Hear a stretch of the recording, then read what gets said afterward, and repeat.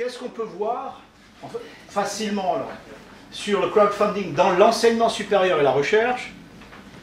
On sait que malgré tout, le don en ligne, pas les plateformes, hein, le don en ligne se répand avec les campagnes de levée de fonds. Vous l'avez constaté, les écoles, les universités montent de plus en plus souvent des campagnes de levée de fonds. D'accord? Il y a 5 ans, c'est pas tout à fait ça. Il y a vraiment eu une forte évolution. Alors avec des difficultés, je ne suis pas là pour parler des difficultés, mais il y a une réalité.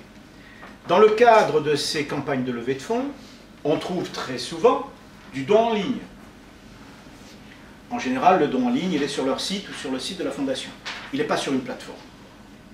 D'accord? Et quand on regarde bien, quelles sont les plus performantes, les plus présentes dans l'outil don en ligne, on retrouve les fondations, les associations dans le domaine de la recherche et de la santé, forcément. Enfin, forcément, non. Ensuite, on a les grandes écoles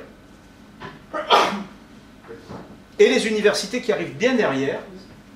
Elles font du don en ligne, mais très souvent, elles font du don en ligne qui se traduit par « envoyez-moi un chèque » ou « contactez notre responsable levée de fonds ou relations entreprises ». D'accord? Voilà. Dans le cas grande école et université, la communication, elle se fait vers ou l'entreprise ou l'ancien, le diplômé. Pour peu qu'elle le maîtrise. Pour peu qu'elle le maîtrise. Mais nulle part ailleurs. D'accord? Donc c'est une communication très fermée. Très fermée. C'est vous pour nous et nous pour vous. Point barre. Deuxième point, sur les 70 autres plateformes recensées donc en France, quelques-unes ont de très rares projets en ESR. Les vrais projets ESR, hein, quelques-unes. Et ce n'est pas forcément des projets mirifiques et intéressants.